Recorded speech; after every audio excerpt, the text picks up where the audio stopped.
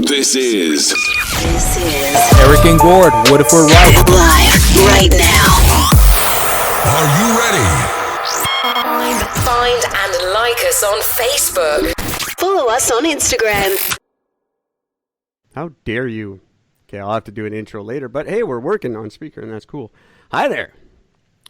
Happy Monday. It's October 12th, 2020. I'm Eric, talking at you from Kelowna, British Columbia, Canada.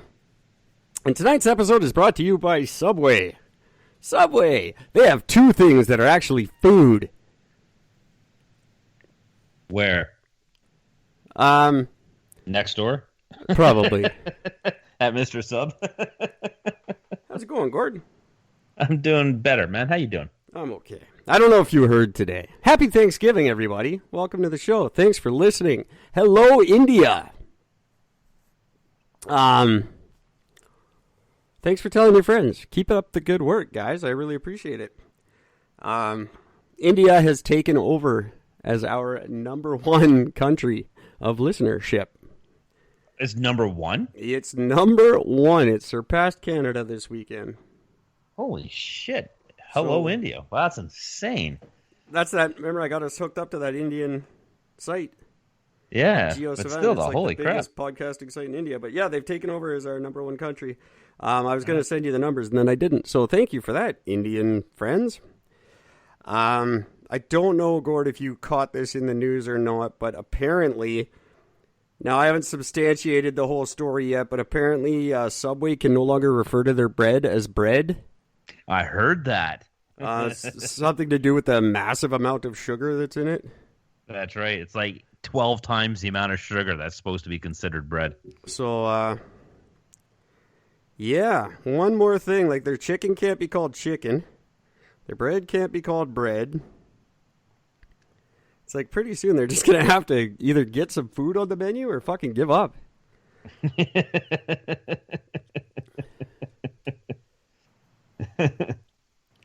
Although I do want to get a job there, and then I've always wanted to get a job there and then see if I could apply for an artist grant. Yeah, well, that's what they call you. Should be able to. Get a government arts grant. What kind of art do you do? I'm a sandwich artist.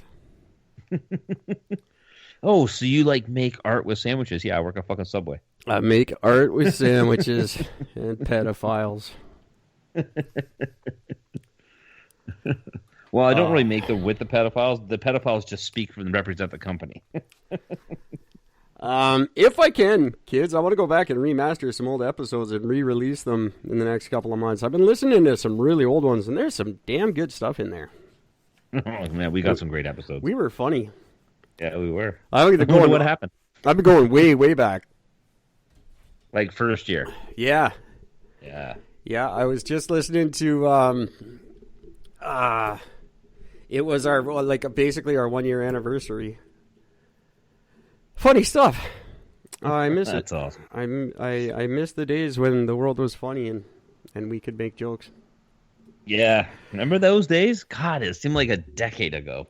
I actually just made a t-shirt that said, I remember when things were funny.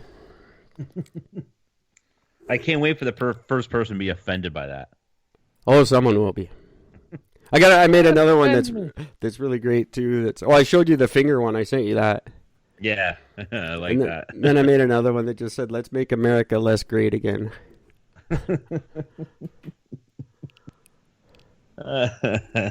Actually, I saw a really great one. I wish I could take credit for it, but I couldn't. And it says, "Make America Great Again," and it's got a bunch of native people standing in a circle, burning a bunch of white people tied to a stake. I know a lot of people that would like to have that shirt. Make America Great Again. I thought, that's how it's... Someone's out there doing God's work. Ladies and gentlemen, if you want to get in touch with soon-to-be Guinness World Record holders Eric and Gord, you can email us, gwynethpaltrowsvagina@gmail.com. Please do. We need your emails. We need some support. We need some reviews on Apple, if you could do that, or Podchaser, or basically anywhere. Just throw us a review, a like, if you will. You can follow us on Facebook, Twitter, Instagram, all the usual suspects. it'd be a big help. Yeah. It's great that you Absolutely. guys are listening in huge numbers. I really appreciate it. But get involved a little bit. Tell us what you want to hear. Tell us what you don't like, what you like, whatever. What you wear when you're sleeping. I don't care. Just send us something. Tell us what you're wearing now. Tell us what you're wearing now. Guess what I'm wearing now. I bet you can't. I can, but I don't want to. And anyone who does will get a pen, possibly. That's up to Canada Post, not me. Gord's still waiting for his. I wonder where the fuck they went. I'm starting to think I sent them to the wrong road. We have a guest coming up, ladies and gentlemen. Gord and I have to figure out when. Sometime next week. Great guest. He has a name. I'm sure I'll remember it any second now. He's a U.S. war veteran. Well, he's not a war veteran. He's a military veteran. He never made it to war. While on active duty at, what's the one in Texas? Fort Bragg? Fort Bragg? I think that might be it. Or Fort Hood? Is that something? Hood? Something Hood? Hood's a smaller one, yeah. I think he was at Hood. Became very heavily addicted to LSD. And did a lot of LSD while on active duty. And was less than honorably discharged from the U.S. military. And he says cleaned up his life, and he just talks about that. And he asked if he could be on our show, and I said, hell yeah. Terrifies me to think that someone with access to a bunch of guns. Richard Kaufman is his name, sorry. Access to all the America's military might and just wired on acid. That must have been fucking scary. So Richard Kaufman will be joining us this week at some point. Whenever Gord can work it into his schedule. We will have him on. And then one I want to start plugging really early on is something I'm doing on December 14th. It's a podcast called something, the stories we're not allowed to tell or whatever. It's hosted by a woman named Ann Livingston, and it's a podcast all about just contrary opinions that aren't popular, things that if you said them in public, you'd get in a lot of trouble. Basically everything I say on this show. And she's like, do you have an opinion that might be different than everybody else's? I'm like, every opinion. Every single one is that. So I'll be doing that December 14th. Very cool. And that'll be just in time to promote our wicked cool run for the Guinness record. Yeah. Those of you who don't know, tentatively dated December 18th, Gord and I are going to break the Guinness World Record for the longest live uninterrupted webcast. The current record is 52 measly hours. Me and Gord are going to do 12,000. No, we're going to do 60. We're going to do 60 hours of this show, all in a row, uninterrupted. We've got some great guests lined up from other podcasts, some former guests of the show, maybe even some music. It's going to be a big, big deal. We're raising money for Gord's charity, which, Gord, I forget what we're raising money for. Why don't you? For the Milton Hospital. Milton Hospital. I don't know how I forgot that. I should write that down. Raising money for the Milton Hospital, and then we are also raising money here in Kelowna for a Find Your Stride, I believe is the one we're going with, and it is a charity that helps women who are down on their luck reintegrate into the workforce.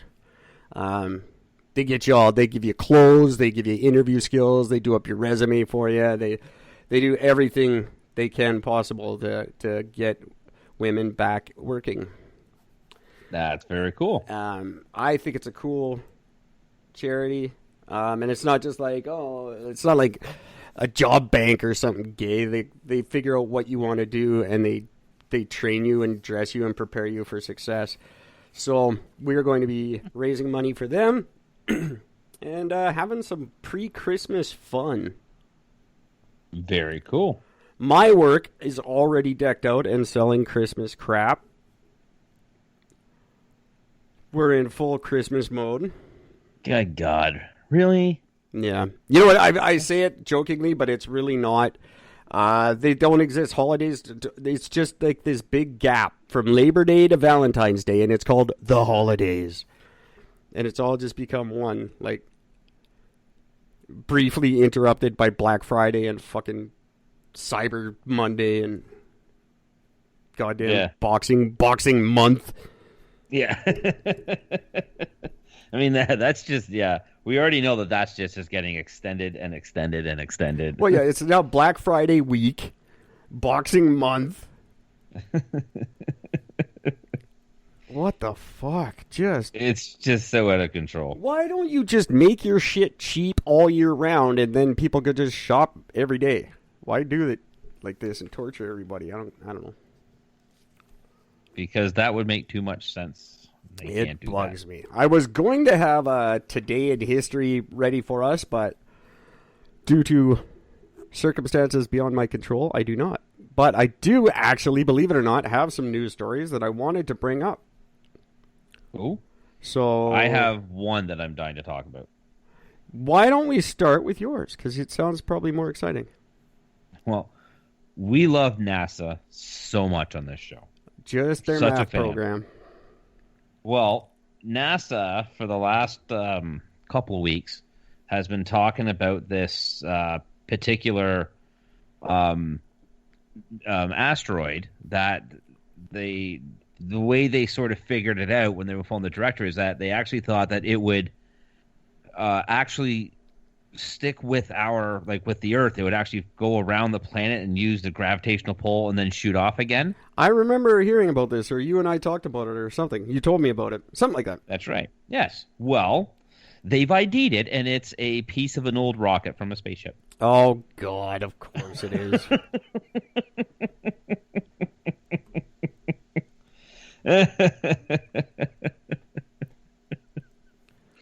I mean, really, guys? Really? How did they finally ID it? Oh, they got a picture of it. Couldn't you have done that like years ago? Well, see, that's the thing I don't understand.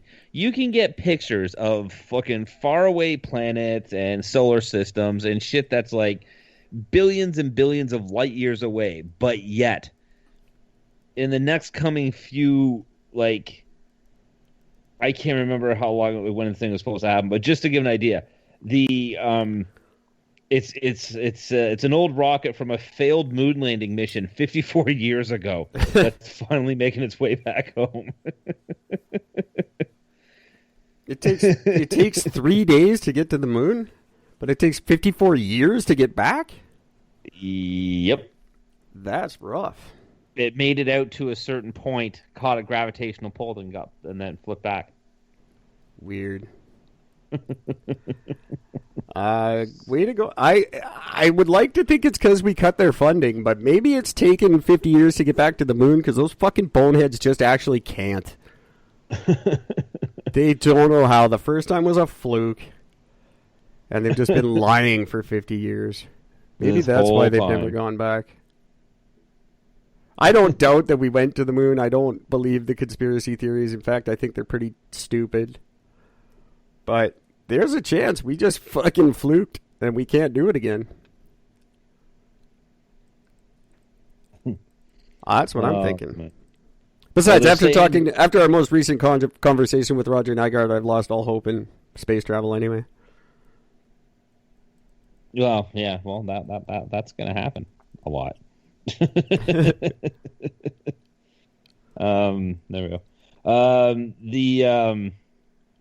What caught the attention, I said, when they first thought that it was an asteroid, what caught their attention, thinking, wait, but something's off with this, was the fact that it has a near circular orbit around the sun, very similar to Earth's. We're like, well, wait a minute, no asteroid fucking goes around that, and then so that was the first flag.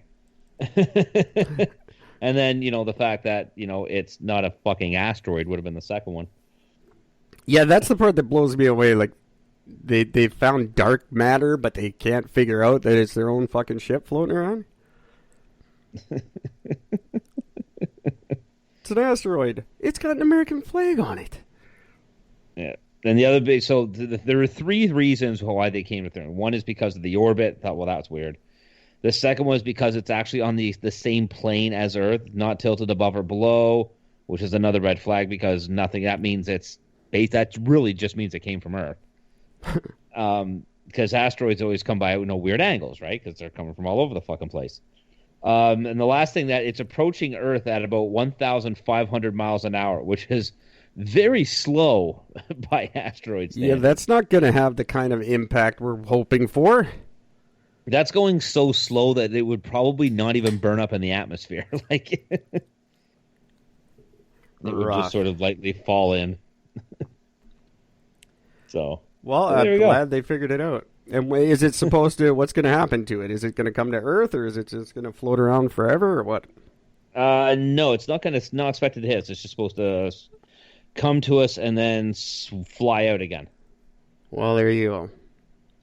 And I'm sure pretty soon that's going to be what we do with all of our garbage. So I get used to seeing things like that.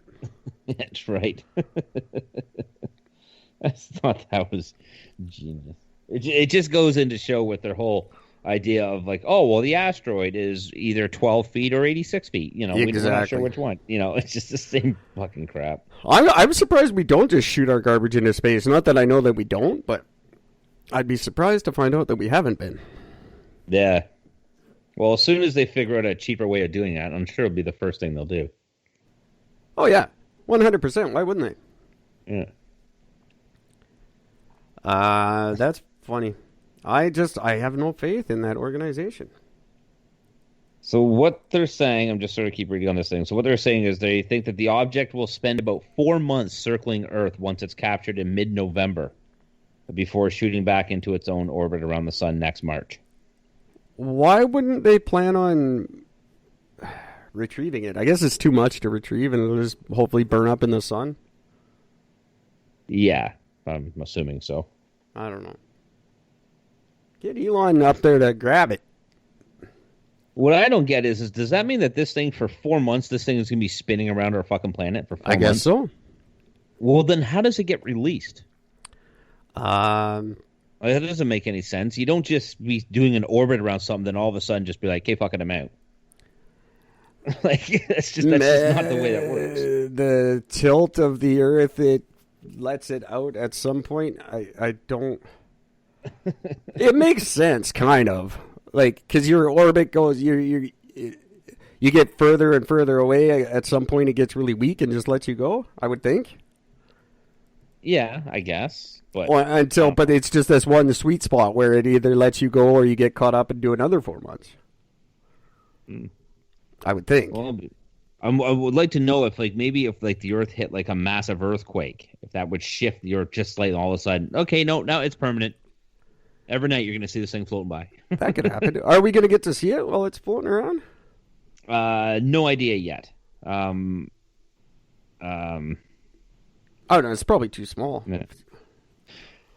Yeah, I wouldn't. Well, I mean, even on size, because most of the asteroids we see that even burn up in the atmosphere, they're tiny, tiny, tiny, tiny. This thing is still pretty big. It's like fucking 32 feet long. Jeez. So it is fairly large. So if it were to get into our atmosphere, it would probably cause one motherfuck of a light show.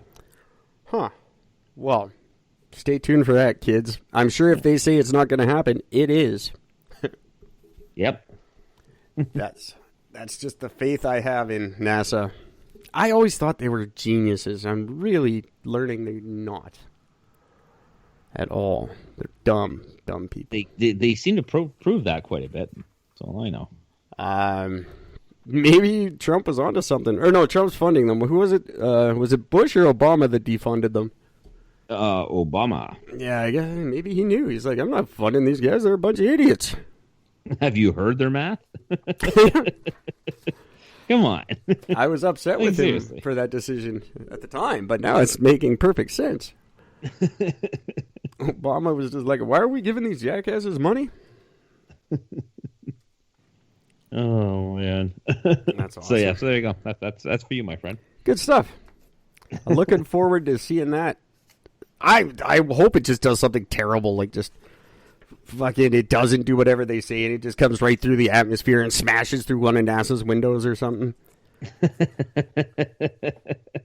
Who's like one evil person that's still going around the planet? If it just landed on them, that'd be great. It's a toss up right now between one of the Uns or the Kim Jongs and Meng Wanzhou. Well, maybe we can get the two of them in a room together and just hope that it peeks on through and hits them. Meng Wanzhou, who hit the news again today for me, because it's been a while since I've seen this lovely lady in the news. What's she up to? Well, it's not her specifically. It's today the Chinese government spoke up and lashed out against Canadian accusations that the detention of the two Michaels has anything to do with her extradition case. They said, no, that's outrageous. We would never do anything like that. Ah, fuck out of here. For those of you who may not know what I'm talking about, which is 95% of the country, because nobody talks about these dudes but me, in December of 2018, Huawei chief financial officer and daughter of the founder of Huawei, Meng Wanzhou, was arrested and detained at Vancouver's airport and is now awaiting extradition to U.S. to face fraud charges. Now, a matter of days after she was detained, Canadian diplomat Michael Korvig and businessman Michael Spavor were detained in China. They have yet to receive consular visits or lawyer visits or anything like that, and they're just being held with no explanation. The Chinese government maintains that both men were engaged in activities that endanger Chinese national security. And not just happen to be in Canada and they grabbed a couple of Canadians because we grabbed their girl. Couldn't possibly be that. Over the course of 2 years now, this happened December 18th. Gord and I started covering it December 19th of 2018.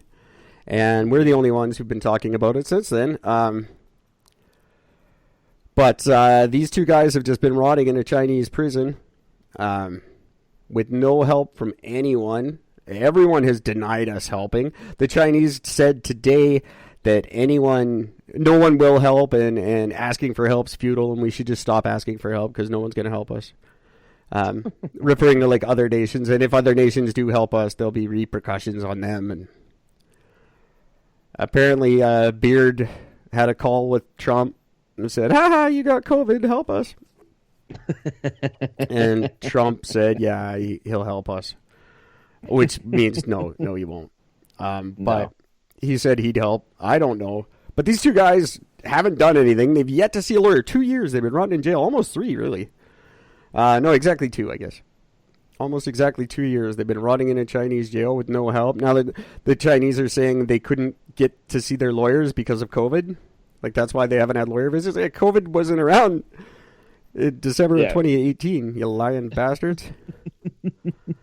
So that's a good... We were about to give them a lawyer, but then COVID hit. So that makes me think, they couldn't see a lawyer because of COVID. That makes me think you had COVID in 2018 and you were just waiting for it. That's exactly right. Waiting for the release Maybe they tested date. COVID on the two Michaels. I wouldn't doubt it. Apparently they're okay. As okay as you could be in a Chinese prison. Which is the to only say thing I know they're about alive. Chinese prisons is that when Homer and Bart Simpson from The Simpsons were in prison, they complained about how hellish it was, but they were, they spent all day just like relaxing and chilling out and wearing komodos. Don't get me wrong, I'm a big fan of some of the Chinese prison stuff. Their organ harvesting program, I think, is genius. Fully agree. No organ donor waits in China. Or organ recipient. Anyone needing an organ is what I mean to say. If you need an organ, you don't wait in China like you do here. It's not like 10 years while they find a donor.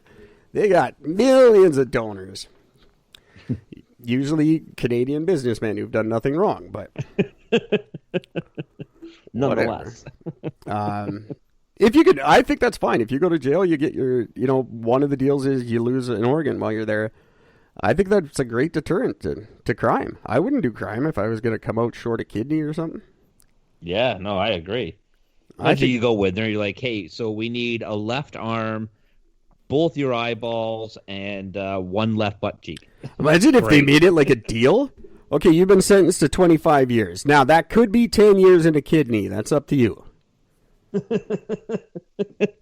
And half your spleen. 10 years a kidney, half a spleen. What are we looking at? 7 years and we take both your legs. That would be a good thing. Like, if you go to jail, like you have to lose an organ, then the length of your sentence depends on what you want to give up. Oh, that's brilliant. That's actually not bad at all. I think we should implement that. Like, how many years off your sentence is your eyesight worth? That's fucking brilliant. No one would commit crime. Why would you do a crime if you thought that was the deal? Oh, genius. Yeah, I wish I hadn't said that on the air now. Someone's going to steal that. Hey, North Korea, guys I just made fun of. Chicky, who's going to take over for Dude, give us a call. Gwyneth Paltrow's vagina at gmail.com. I want to discuss something with you. An idea I have.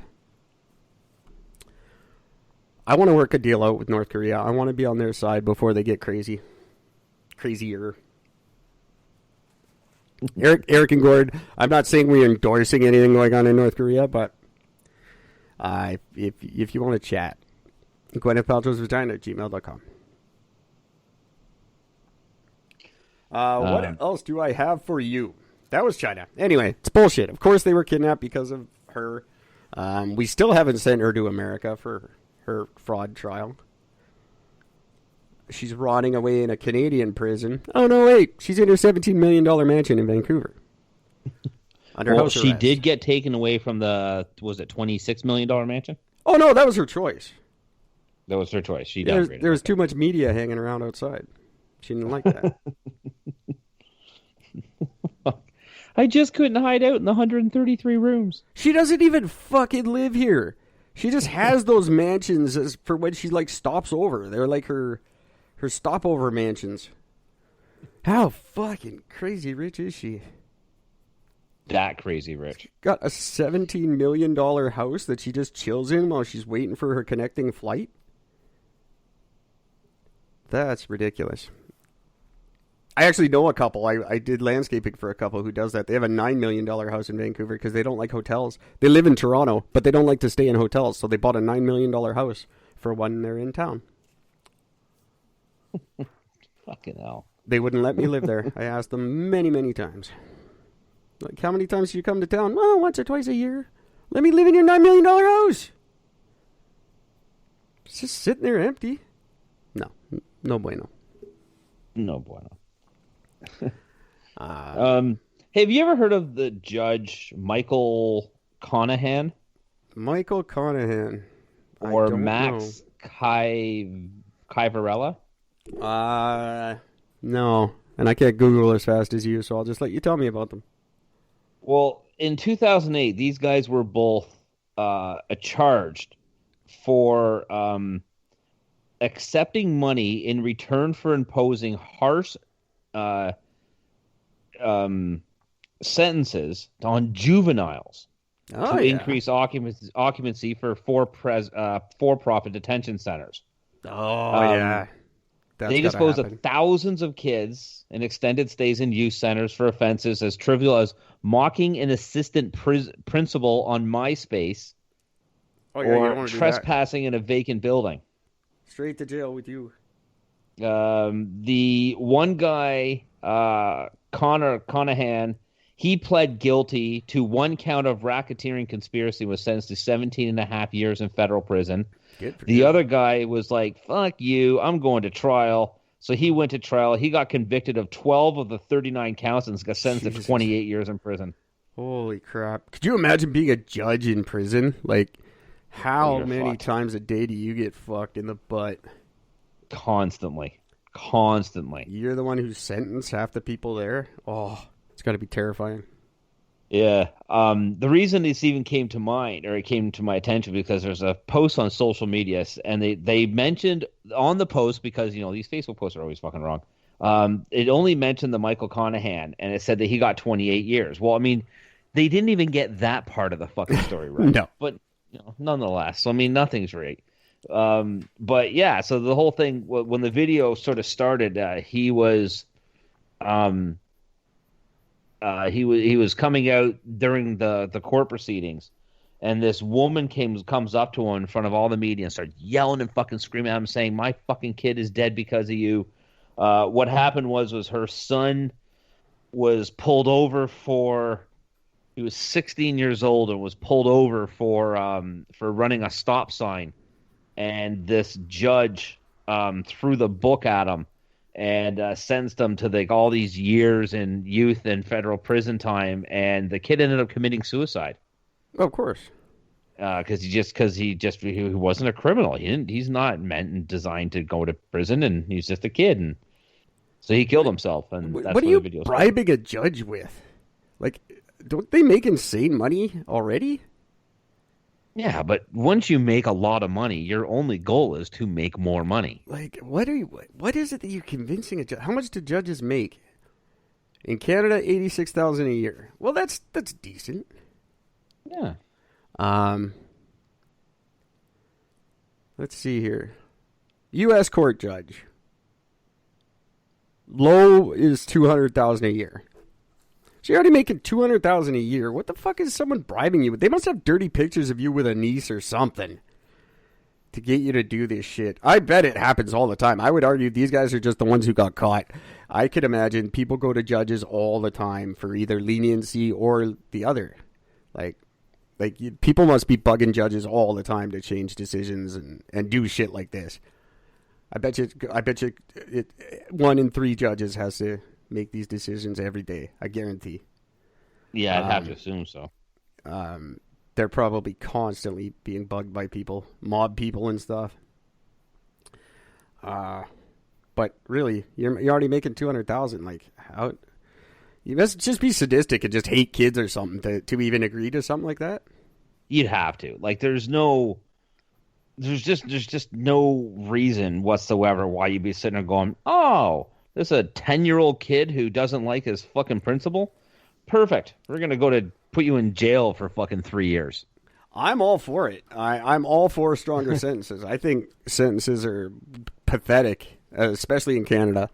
But not the kids, and not unjustly. No, do it for an actual crime, like something real. And if you're a judge who's breaking the law, like, I think whatever a normal person would get, you should have to get like 3 times. Like, I was just thinking at least triple. Yeah. Like, you're the one person on earth who literally should know better than anybody. Yeah, exactly. And you're appointed because you've been such a stellar lawyer and shit. You've been such a awesome, like, officer of the court that you get the honor of being a judge, and then you just go and fucking dishonor that, like, by being a freaky deaky dude. I think you should be like, that's just, it's like prison guards in female prisons who, like, take advantage of them and shit. Like, yeah, it's the same thing. Just fuck. I get mad when people mess with kids. I fully agree. Especially if a 16-year-old dude. He's probably a good kid. Scared, so scared he has to kill himself. Like, how fucking terrified do you have to be that you think killing yourself is a better alternative? Yeah. Oh, that's fucked. Fucking disgusting. Yeah. Now, on the lighter side, I don't have the news thing in front of me, but there's a guy very recently who was charged with he was only in prison for, like, being held until he goes to court. But he was been charged with having sex with a 10-month-old baby. What? And broke its ribs and something else during the act. So he got caught, and apparently it's basically an open shut fucking case. But after this guy went into fucking prison, like, just after he got in there, he was fucking killed by, like, week 1. Well, yeah, of course. got fucked over by everybody in prison who knew about this guy coming in. That, Like, I think, right away. is just justice, in my opinion. Saves a tremendous amount of money, time, hardship, heartache for everybody involved. He got what he deserves. I'm good with that. I'm not saying prisoners are good. They're not. They're terrible people. That's why they're in prison. But what happens in there, I think, is their fucking business. Really, if you don't like it, don't go there. Don't do crime. If you don't like the way shit goes down in jail, don't do crime. That's the whole point. So if you choose to do crime, then anything beyond that point, that's on you. And I am not helping you. See, I still like the idea of prison for 12 hours a day, 7 days a week. You are doing very hard physical labor. I don't even think it has to be hard physical. Like, I mean, obviously give them all the shittiest jobs, but if you get one of the cushier ones where you're just picking up garbage on the highway or something, that's cool too. But they should all be working. I fully agree. They should be working every day. Yeah. And you don't get paid for it. No, that's your crime. That's your sentence. That's what you do. You don't get paid for it. Fuck you. You don't get paid. You're not there to collect a paycheck. You're there to do time. You fucked up. Therefore, you do time. I think the reason why I say such our labor laws are labor, so fucking the way our labor laws are now written, I think they have to get paid. Now it could be commissary or whatever, you get paid in prison snacks. I don't think they should get cash, but I think you have to pay them legally. Well, yeah, but that doesn't mean it has to stay that way. No. I don't mind them earning prison Smarties or whatever they want. I don't know. I don't mind that. They should be working so fucking hard, but by the time they're done work, they just want to go home and go to fucking sleep. Or go back to their cell and go to sleep. That's it. You're not going to see people fucking riding. You're not going to see people because they're going to be too tired. Yeah. There's no time to ride. I'm fucking exhausted. I don't have time to be fucking riding. I don't have time to be stabbing a guy because he called me a goof. I'm going to bed. Yeah. It's a great idea. It should absolutely. There's no reason why that wouldn't work. It does work. It's already proven. There's a prison in Arizona where they live in tents. They're like in the middle of the fucking desert, but they basically live in tents on this compound. And all day, every day, all they basically do is go out and dig and fucking smash rocks. And they wear pink jumpsuits. Yeah, that's a big thing, wearing calming colors and shit. Well, no, when you talk to the guy who owns the prison, because it's a private-run prison, and the thing with this prison is, he goes, they wear pink because it's demoralizing for most of these guys. It's plain and simple. You're there, you are not there. You do not want to enjoy to be here. No, they have shouldn't. A 98 or 99% non-return rate. So if you do time in that prison, if you get sent to that prison because you're that much of a piece of shit, you get assigned to that prison, any crime you commit anywhere in the U.S. where you go to jail, you are going back to that jail automatically. Right. And they're at like a 98 or 99% success of not people returning. Yeah, I fully agree with you. Should not enjoy it. It shouldn't be an alternative. There shouldn't be people who want to go there for dental work. Exactly. Dental work should be a dude with a pair of fucking pliers. Well, no, I don't want to get into like torture. There's your but dental work. Oh, your tooth hurts? Let me rip it out. The fuck out of here. Absolutely, fucking work them. Get all the shit we can't do, don't want to do. Get them doing it. Get them out patching potholes and fixing our shit, saving us money. Why do we have municipal workers, the highest paid workers in the world, and like city workers? I'm saying. Yeah. Why aren't we? And they do what? They fuck all the jobs up anyway. Why don't we have prisoners doing those jobs and for free? And then those guys don't get paid. And then, oh, look, our budget is wide open all the time. Mm-hmm. Yep. Oh, look, we can't afford daycare for everybody. Why? Because we're not providing daycare for fucking criminals. Oh, yeah, by the way, and if you're in prison, if you think you're going to get the right to vote under our fucking rule, yeah, it's not going to happen. They're already trying to change that. You lost the right to fucking vote. Apparently, our new conservative leader, O'Toole, that's one of his things. No. That will bullshit. never pass. But. No. Because you don't lose your citizenship, and every citizen has the right to vote. You don't lose your citizenship by going to jail. So I think then maybe that's something else then. You lose your citizenship. You are known as a nomad while you're in prison. You have no stature until you leave. But what happens when you leave then? It's too then much. It's too complicated. Just every time when you go up on your file, there's a gap. If you're in prison for 4 years, there's a gap. It just says void. Well, then they can't collect taxes from you for those 4 years, so that wouldn't work. But then again, and then you get into the thing, a guy broke into my house and raped my daughter, so I killed him. And I go to jail for it. I lose my citizenship, I lose my right to vote. You're still in jail. Yeah. I was totally do the crime, justified. do the time. But it's not a crime. The dude's raping my daughter, so I killed him. I'm not gonna. It's still a crime. Okay, so I'm just gonna let him get away with that rape so that I can never vote? say anything of it. Say, but you should accept that fucking charge. I would take that fucking charge and go to jail happy because you'd be treated like a king in there.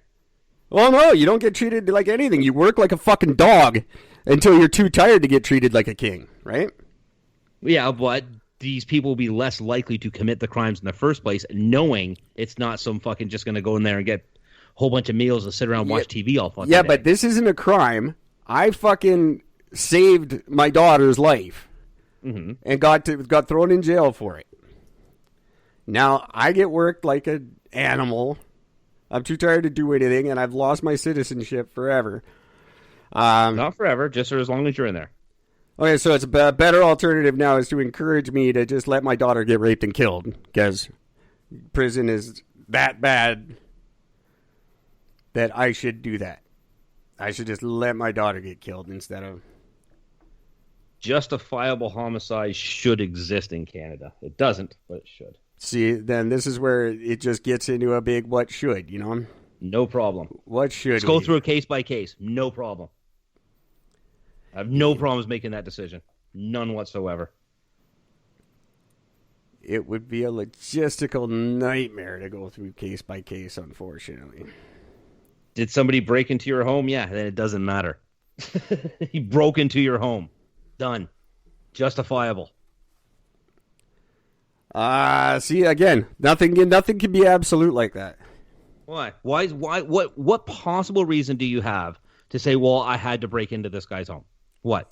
He kidnapped my kid and was holding them in his home. So I broke into his home. Saving somebody, completely different. Oh, see, but now it's completely different. 30 seconds ago, it was absolute. 30 seconds ago, it was absolute. He broke into your house, absolute cut. You said 30 seconds ago. You're already changing your mind. You see how difficult this would be in court? And also what I said, case by case. Did I not say that before that? I said case by case.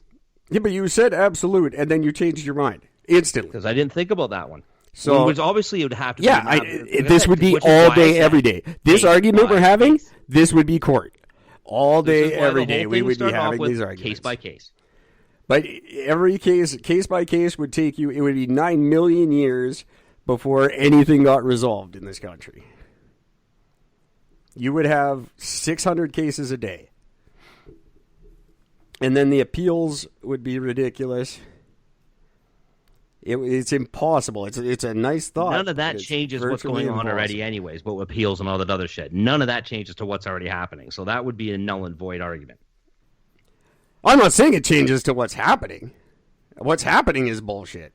But your way just makes it bullshit with a worse punishment at the end. Still fine with it. Yeah, you might be fine with it. The rest of the world absolutely wouldn't be. At that point, it's easier to just kill everybody. Why bother with the court cases at all? That can be discussed.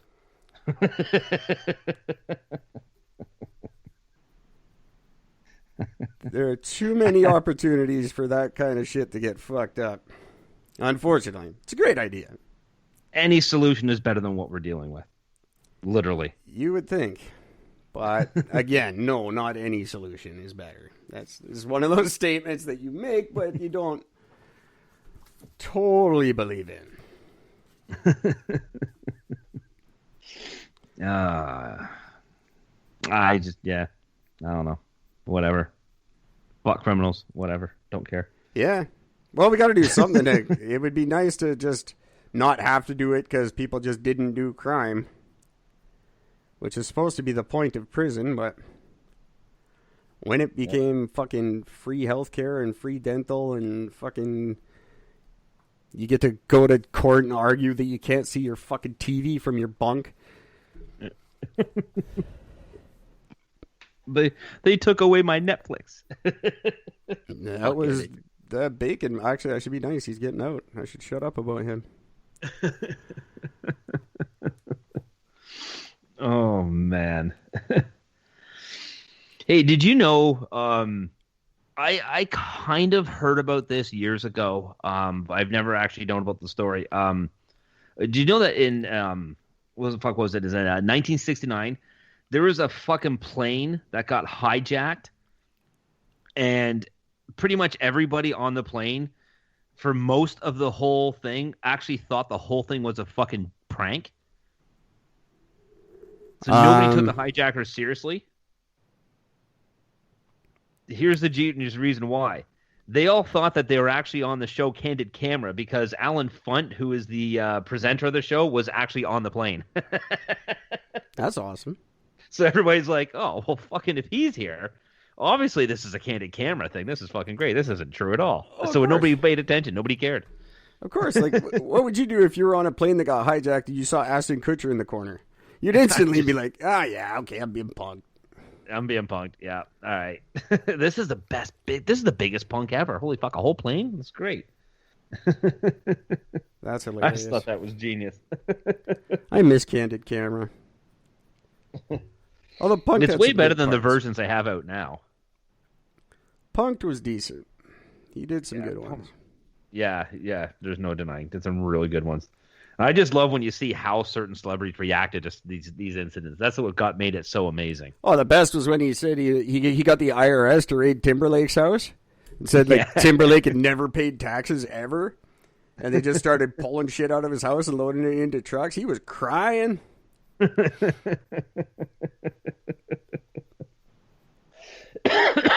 So good. Shit. That's mean. That's a mean one, man. Well, certain celebrities, they're on to you really easily. So, you got to nail them big in order to make it work. That's cruel. Some people are smart. Like you think he tried pranking Mila Kunis like 6 times before he finally was able to actually get her.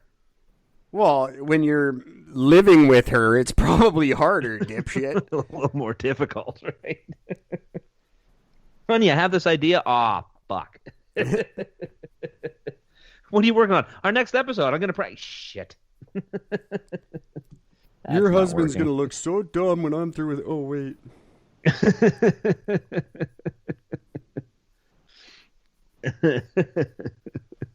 I hear he's a douche. I've been hearing recently. He's a douche. Well, why dude. not? Ellen's a bitch. He's a douche. Whatever. Fuck. Yeah. Assume they all are. Ellen's a bitch. Oh, shocking. Fuck. Do you know who Ellen is? Of course she's a... Jesus Christ. Like, have you never watched her show? Jesus. Didn't you watch her sitcom? She says fucked up shit to people all the time on her own show. Her stand-up, her sitcom in the 90s, like, she was not a happy woman. Nor should she be. She got pulled off the air because she was gay. Yeah. I'd be a bitch, too. And I would definitely run my show like an iron fucking fist. Well, I'm not going to waste another episode going off about that, but shut up. You work on the Ellen show. You have no idea what work is. Ellen makes me chew gum before I speak to her. Oh, I used to have a boss that literally would check if you had your steel toes on with a fucking ball peen hammer. Every day you had to stand in a line. And he came. He called me, fuck you. He did, and I swear to God that's true. His name was Gino. And Gino would check your boots, and every morning I go, how you doing, Gino? And you go, how am I doing? Fuck you, that's how I'm doing. Get in line. And then he'd smash your toes with a hammer to see if you're wearing your steel toes or not. Oh, that's genius. That's my hand to God, that's true. I won't but name you know the what, company, though? Did you ever not wear your fucking safety shoes? Well, Once. No, I didn't. I always had my safety shoes. But the thing was, like, you think Ellen didn't like the way you made her coffee, so she yelled at you? Wait till she takes a hammer to your fucking toes, and then you can whine to me about how rough your day is. And that was the best part of our day. That was 7 a.m. He was still in a good mood at that point. Yeah. His day hasn't been ruined yet. Fucking Ellen talked to me in a manner I didn't appreciate. Fuck, you should be in Gord's prison. Gord's prison is for you guys. Yeah, it is. Anyone who whines about Ellen was mean, she should be canceled. Anyone who says someone should be canceled, you immediately go to that jail that Gord just described. That's right. It's just that simple. Fucking people. There's going to be 2 jails. There's going to be jail for your regular criminals and then jail for your whiny fucking man bun pricks. And that one's going to be worse, in case you're wondering. This next little fact I found pretty great, especially considering the situation we're stuck in with COVID and everybody saying that all germs are bad and we should be 100% germ-free and bacteria-free at all times. No, we Ask shouldn't. Howie Mandel about that. Yeah. Yeah, he is a fucking germaphobe, that boy. Oh, man. He's also destroyed himself. He gets all kinds of weird warts and shit because he used so much hand sanitizer. He doesn't have any bacteria on his hands, that like the good bacteria that protect you from weird shit. Yep. And he's got all kinds of health problems because of his germ-free nature. Anyway, he's very open about it. Oh yeah, no, sorry, he came clean about that like about 10 years ago. Yeah, he came with clean. How bad it was. That's funny. Didn't even need that pun. But just to give an idea, folks, of bacteria as an example, a person adds around 37 million bacteria to a room every hour they're in it. That's cool. Most of that bacteria spikes in a room coming from a person as a result of stirring up the room's current bacteria, as well as adding your own. So just by walking into a room, you walk into a room, like you come into a room, you sit down or you do something. First hour, 37 million bacteria. You just stirred up and added to. That's cool. Yeah, and you know what happens when you walk into a room and sit down somewhere? Nothing. That's what happens.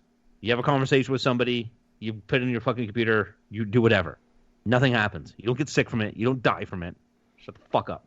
I'm sure somebody has. Somebody somewhere has. I would have to assume.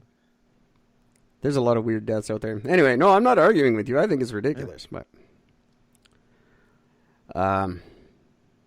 I don't understand how people, this new generation that just turns their back on years and years of science. Now, I know we make fun of a science on this show quite often because it's incomplete and weird, but you can't turn your back on the obvious things that we've, like the advancements we've made that actually work, and we know they work, and they're proven, and well, as proven as things get in our world. Like, and this new generation, just like vaccines, we eliminated things for years. They didn't exist, and now all these anti-vaxxers come along, and now they exist again. It's like, how do you just turn your back on that?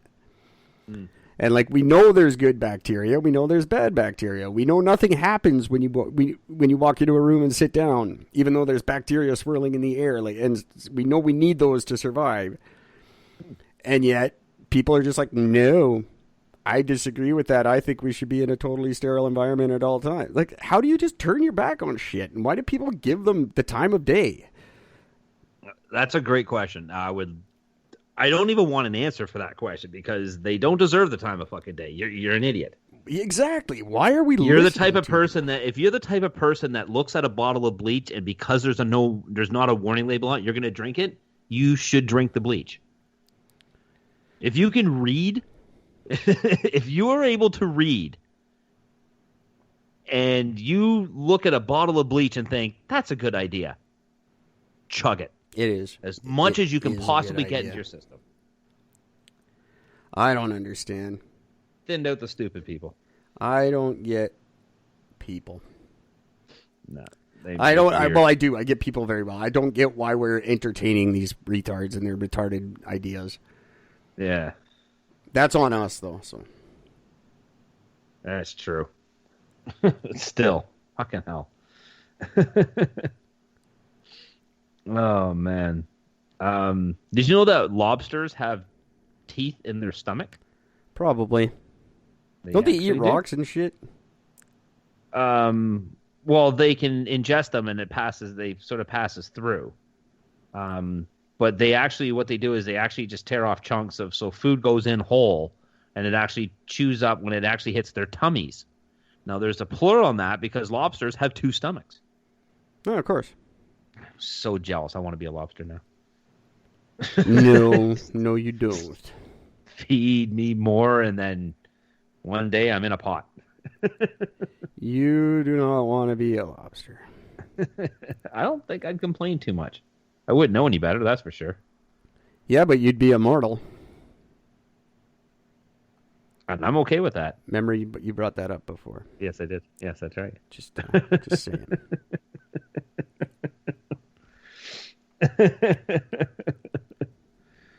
Oh man. In 1912 there was a French orphanage that held a raffle. Want to guess what first prize was? Wine and cheese. I don't know. It's France. A baby. Oh yeah, of course. That's how their raffle was. Whoever won the raffle, they carried out an investigation on the winners to make sure that they were suitable parents. That's weird. I mean, as long as they're doing a really thorough investigation, I'm not necessarily seeing a downside to this. As long as it's thorough, as long as it's not like some 4-question fucking little thing you have to answer. If it's like a real investigation, I think I'd be fine with that. Sure. I don't care. World's overpopulated anyway. Fully agree with that. Well, not anymore. COVID took care of a bunch of it, but everyone's mad about that.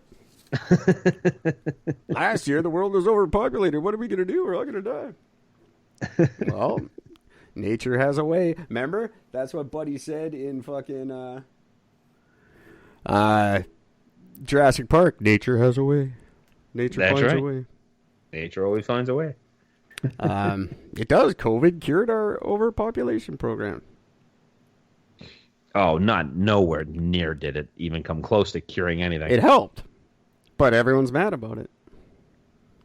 Anyway. I'm not. I like how Trump's just now he's just tweeting away don't worry about COVID. He's immortal to it. It's all good. He's like, don't let COVID ruin your life because it's fine. I got it. I'm fine. I've got it, and 5 days later, I am cured. I am immortal. I can't be stopped. He's amazing. But the sad thing is now he knows the truth. He's had it. Now he knows. Yeah. That it's exactly what Eric says it is. Me and Trump should have a talk. It would be a 5-minute conversation, and you'd be replacing Pence as the VP. I think you're right. And I might do a complete 180 on everything I believe in just to work for Trump. Who knows? Lord knows you get paid well, providing he actually pays you. Yeah, he doesn't pay anybody. That's why he's rich. Brilliant. Brilliant man, that Trumpy. Best thing that happened to America.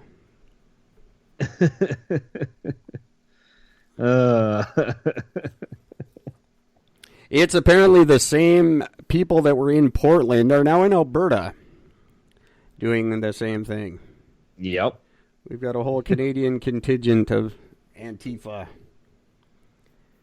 which you should change your name. Dumbasses, you're in Canada now. But anyway. Just saying, we could be expecting some good fun. Some good Trump protest style fun right here in our own backyards. Yay. Looking forward to that. Where are we at here? We are just approaching the 1 hour mark. Yeah. Still got lots of stuff to talk about. Yeah, I have a couple news things I wanted to bring up too, but they can wait for a minute. I want to get this next one off because this is just, I mean, wow. This was those wow factors. Let's see if it says when. It doesn't say when it happened. Well, it's this woman, and fuck, I'll even give her name. Her name is Elvita Adams. She was in the Empire State Building, and she got up to the 86th floor and wanted to commit suicide. So she jumped off the Falcon balcony. Cool.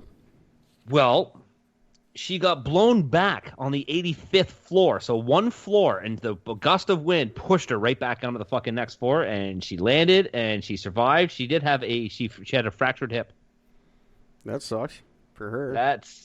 So it goes to show, it just because the building is super tall doesn't mean you're going to fall faster or make your target. I mean, you got to factor wins, people. So was she stoked? Most of them are stoked. Most of them regret it, they say. Or was she bummed out and she try again or what? No, she didn't try again. So I'm assuming she took it as a sign and continued her life from that point forward. What, a sign that wind travels funny in a tunnel? How do you not know this? I mean, all of New York is just tunnels. That's all it is. Exactly. Yeah. It's probably windy all the time. Shitty breezeway style winds. Does nobody watch Bill Nye ever? No. Or any other elementary school fucking science show? How dumb are people? Fuck. I shouldn't. It's great. Good. I'm glad you lived or whatever. If you are, I am. Sure.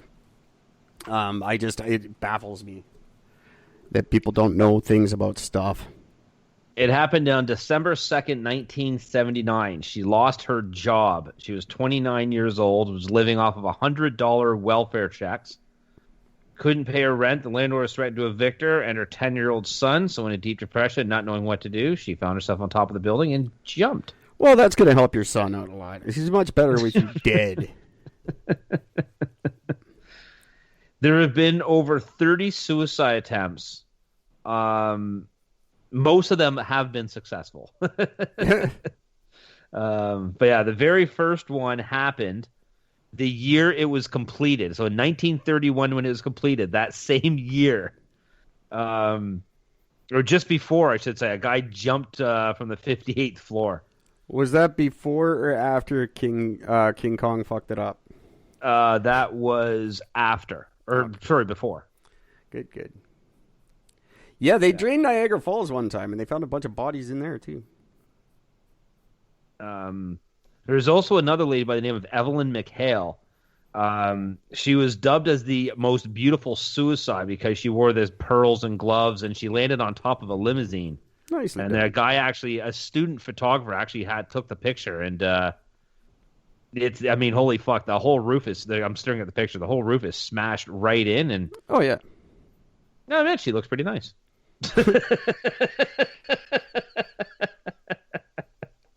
As fucked up as that thing. Yeah, if you get that picture before the rigor mortis lets go, yeah, they don't look bad. Once that rigor ends, though, and all your fluids come running out and stuff, you don't look so good anymore. Oh man, that's just funny.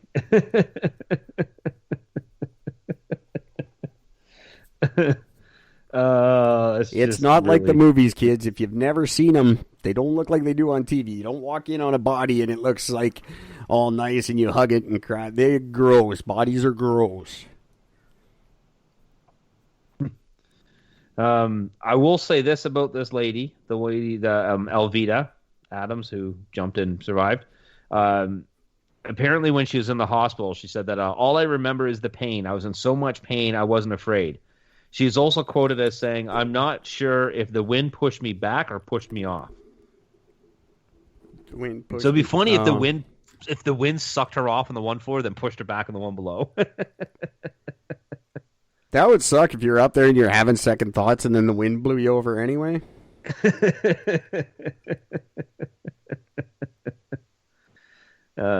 There's actually no record of anything that happened with her after that, because it's unclear what happened to her after she was saved. Decades later, in 2011, a one-woman play was produced. Produced title "I've Been Elvita Adams." It was an offbeat play speculating off the idea that after her attempt to end her life, she went on to become a stand-up comic. That's fucked up. That it's possible. It's very possible. I mean, face it, comics have sick fucking senses of humor, so I wouldn't be overly surprised. If you're going to commit suicide, at least jump out the 23rd floor. Do it honor a good book while you do it.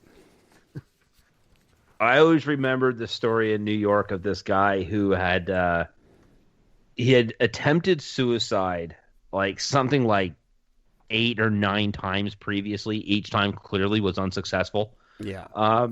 So finally he made this declaration in a note where he was going to jump off a building and land on the street below. And he was very specific about landing on this street and having it in front of everybody. Well, he did commit suicide. He did jump off the building, but he didn't die because he hit the pavement. He died because as a bus was going by, the bus hit him just before he landed. Now, in front of the bus, technically still fucked it up, but you probably don't have this answer. But was he ever prosecuted? Because committing suicide is actually illegal. This happened in the 70s. I don't know if it was still illegal back then. I don't know. I'm not sure. But yeah, absolute genius though. I just remember that going, the guy who committed suicide and finally he finally does commit suicide, but yet still not as he planned. That sucks. I could never try it, but it would be really bad if you did and it didn't work. That's pretty much you don't get lower than that, I would think. Emotionally. No, no, I don't think. You either go so dead emotionally at that point, or you go the opposite way and you think that you're a god, therefore you're never going to die. That would probably happen to me. Yeah, that would be my thing too. I mean, let's face it, that's pretty much what happened to me anyways. Well, try to kill myself, gun jammed. All right, fuck it. I'm invincible. when I beat my MRSA there, I was just like, hells yeah. Right? That's 2 for 2, cancer and MRSA. I can take it all. I pretty much can. And not in the Mr. Burns kind of way. Monty Burns, I guess I meant. I really think I'm going to die on my own terms. And that's it. It will be probably a stupid way, but it'll be self-caused. It will be suicide. I don't mean that. I just mean it'll be something stupid that I'm doing that will kill me. It's not going to be like COVID. Yeah, no. I'm the same way. I think my death will either be absolutely spectacular or it'll be that's what killed him. Really? Yeah. That? The fat man choked on a little peanut and died from it? Really? That's what killed him? I could see that. Oh, it's just funny. Hey, did you know that at McDonald's you can actually get a McDonald's gold card? I think I did know that. That gives you free food for life. That's not a gift. Not really. Some of its members, you have Warren Buffett and Bill Gates, are 2 of them. Well, it's a good thing because I know those guys can't afford food. Right. I mean, let's give free food to people who have more money than everybody. I mean, it makes perfect sense if you. Don't but there is one. There is. Yeah, I mean, because neither of them probably ever eat it anyway, so it's a perfect idea. Well, there is another man with a gold card. His name is Charles Ramsey. He was sitting at a McDonald's eating his Big Mac, and he ditched his Big Mac, his half-eaten Big Mac, and rescued 3 kidnapped women. And so as a reward, McDonald's said, "You get to eat here for life for free." He ditched his Big Mac? Ditched, yeah. He said, "I'm not finishing this. I'm going to go and save these women first." Wow. Thank you, McDonald's, for latching onto that little nugget. Nugget. I don't think that's not a difficult bridge to gap there, or gap to bridge. Like I could save these women, or I could eat this disgusting sandwich. I could be a hero, or I could have indigestion. Let's see what I feel like. Well, you got to factor in. Chances are he wasn't the only person there, which means everybody else sided with the Big Mac. Everybody else chose the Big Mac. That's right. So, and it would have to be Burger King before it was even a question for me. Oh God, I love Burger King. I really do. So much. I'm so happy that Milton doesn't have a Burger King. I'd be there all the Milton doesn't have a Burger King? How do you even call yourselves a town? No, we do not. We've got 3 McDonald's, 5 Subways, Jesus 14 Tim Hortons. No wonder everybody there is angry all the time. 2 A&Ws, a Wendy's, Harvey's. I would trade 27 of the restaurants you just listed for one Burger King. Oh, I'm totally on board with that. Why do you need 14 Tim Hortons? Dude, I'm serious. Milton Trade has 12 of those for a fucking Burger King. I would be more. It's the same corporation, for Christ's sake. That's the best. When you get the combo restaurants, like the ones that are like half KFC, half Taco Bell, or half Wendy's, half Tim Hortons. Those are Love it. Bomb. Those are the best when you're traveling. Oh, I don't think there's a Burger King one. Not. I've never seen one, but same company, they could do it. But those half Wendy's, half Tim Hortons, those are great. Yo, I love them. Absolutely love them. And the half Taco Bell, half KFC, because who doesn't want just like some popcorn chicken and a burrito? My God. I don't eat the KFC anymore. I can't. I was there earlier today. I know my boycott is very directly affecting them. I know they care very much. For every little meal that Eric doesn't eat, I will eat 2. You're kind of crapping on my protest there, but that's cool. I love KFC. Just Although don't for the go record tomorrow. though, if I'm gonna go get like that fried chicken thing, I will go to KFC and get their chicken, but I will go to Mary Brown to get their fucking wedges. How have you not had a double down yet? Still haven't had one. That's weird. Do they not serve them? It is weird. I actually have not seen them advertised here in Milton. That's the one in Milton. Yeah, so we might not have it. I only ever saw them the one time at Metrotown was the only place I could get them. And I only the ever one had up the street one. on Lonsdale had one. Did they? I never went in there. There's a guy that works there that is amazing. He's just the way he does his job. It's just he fucks with people. What does he call? Do you need sleeve savers instead of calling them napkins? And everybody gets confused, and I always giggle because I know what he means. But he's just I don't know, something about the guy. He's just really fucking funny. I just go in there just for the company because the guy's fucking awesome. Yeah, unless I accidentally got dropped off there by mistake or something. I never went up Lonsdale. That hill is way too fucking steep for me to even consider. If that was the only KFC, and I would never eat at KFC again because there's nothing getting me up that hill past 3rd. Oh man, living on 19th and walking up to what's that bar? The Queen's something. Queen's Crotch. What's it called? It was the Queen's Crotch. That's it. Yeah, this is right. The Queen's Cross. That's it. But yeah, man, you walk up there, have a couple of beers, and you go to walk down. You're like, oh my God, I'm gonna get home in like 8 seconds. Just lean forward and let gravity take you. The Queen's Crotch. That place there, the pitchers were like $26 or something. Yeah, the food was really good though. I wouldn't know. I could never afford it because the beer was fucking ridiculous. Yeah, you didn't go there for cheap things. I used to go there a lot because back when Wi-Fi was still a rare commodity, they had really good Wi-Fi there. So I used to actually go there quite a bit to use their Wi-Fi. That was back when like not everywhere had it. Like it was a rare thing. Only very select places had it. So you just order a pint and sit there all day. That's just that. That was many years ago. Puppies were the oldest animals.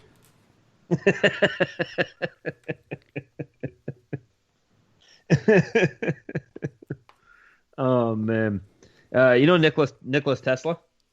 I've heard the name. You've heard the name? Well, so he didn't have a whole lot of money for most of his life. He himself was pretty much broke. Every penny he had and everything else went into his creations. But one of the funny things was that he was known for, because he had done it a couple of times. He was staying at a hotel, and when his hotel bill was like overdue, he ended up giving the people that worked there a box that contained a death beam. So he gave them a fucking laser. And he said, don't open the box because it's dangerous. But they actually kept the box. They took it as payment, and the hotel kept it. Jesus, what's that And worth? the best thing is, and they never did open it. They just thought, holy shit, Nicholas Tesla gave us something. They never did open it, but when it was rediscovered and opened years later, the only thing it contained was a bunch of old harmless electrical parts. Flat out scammed them. I could see Elon doing that. Yeah, oh, absolutely. Although he is not broke by any means. No. Oh, it's just funny. That is funny.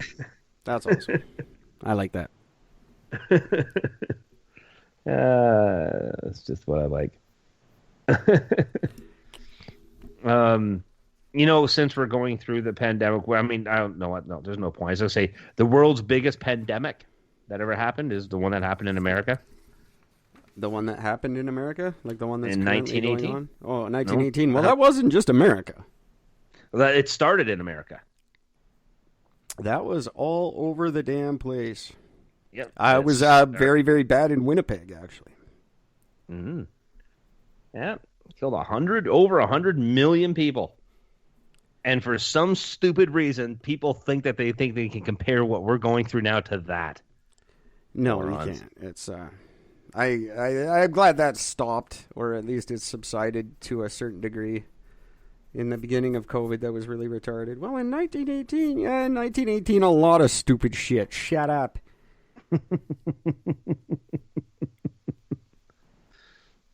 No, it was 1918. Fucking weird thing.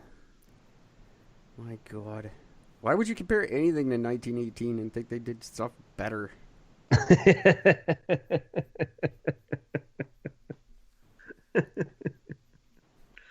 God damn. You know how we talked about where what's his name has a tarantula named after him? Who the fuck was that again? Oh Jesus. Someone stupid. Yeah, I can't remember what it was. Steven Seagal. No. Yeah, I know it was an actor. It was like a horror movie guy or something, wasn't it? I can't remember. But there's him. But then Steve Irwin had the snail. You're right. Yeah. We talked about the snail. Well, we can add David Hasselhoff to the list. Oh God, was he having a fucking half-eaten hamburger named after him? No, it's called the deep sea Hoff crab. Oh Jesus. And they named it that. You'll love this because it has a dense covering setae, which is hard bristles on its shell, and it looks like David Hasselhoff's hairy chest. I was just going to say, was it discovered exclusively in his chest hair? I mean, David Hasselhoff literally has crabs named after him. I mean, like, what does that tell you? Well, yeah, of course. It's just perfect. Of course. I would not be, flattered by that. I'm sure he is. That would disturb I'm me. sure he loves it. Don't they have to ask you before they name something after you? Yes, absolutely. You have to get your permission. Yeah. Yeah. So somebody asked him, and he's like, fuck yes. I would be... Well, yeah, I would crabs too. After me. I would too, actually. I'd be like, yeah. Name that the Gords. Right? Like seriously, you know me quite well. What would... If you could choose something that would be like, okay, this is what I'm going to name after Gord, what would it be? Oh, obviously, potato ricer. perfect. That's genius, actually. My girlfriend was just talking about that because she tried my mashed potatoes on the first time I made them, and she's like, they're just so creamy. I'm like, yeah, that's a fucking potato ricer, baby.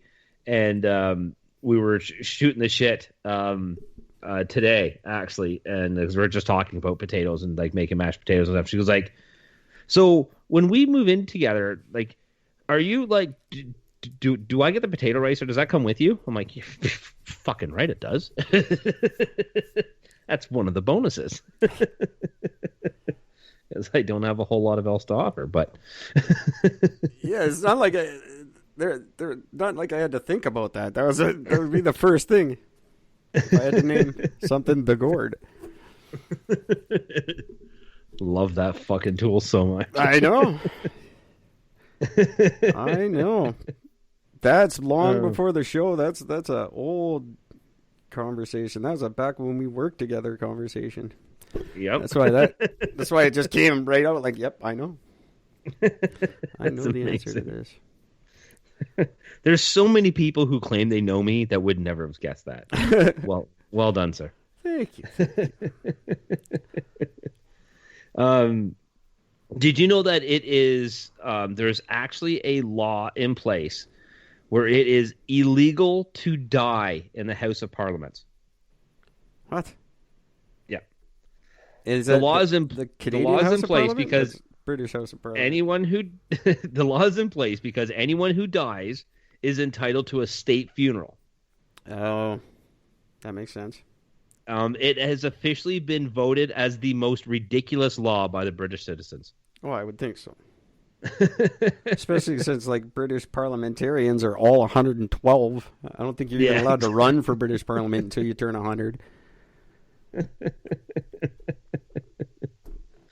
That's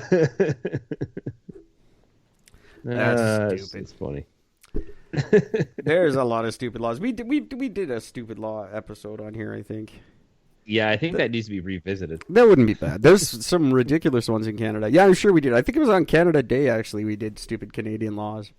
That was when we discovered the horse. And when you first arrive in, what is it? When you first arrived in Vancouver, you were issued a horse? No, what it was if you got kicked out of the province of Alberta. If you get banned from the province of Alberta, they still have to give you a horse and 3 days' food. That's amazing. They just never bothered to choose. That's like a $75,000 deal now. I'll take that. Right? To get the right horse, give even more. To never go back to Alberta? No problem. I'm going to show up just to get banned. Just give me the horse and keep the food. That's a good deal. Ride it till it's no good no more and eat it. According to research, everybody has up to 6 doppelgangers. Sure. But there is only a 9% chance that you'll ever meet any one of them. That's fair. There you go.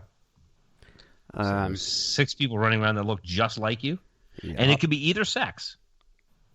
Because there are female versions that could look exactly like you as well. Sure. That's why I don't believe it. Like, even if I did believe in the whole soulmate thing, it's like, probably met her, probably pissed her off, she's probably gone. There's no, like, waiting for your soulmate. No. Could have come and gone in grade 1 for all you know. Yeah, it's true. I don't doubt the doppelganger thing. I know we just have talked very recently. We both have one that we're aware of.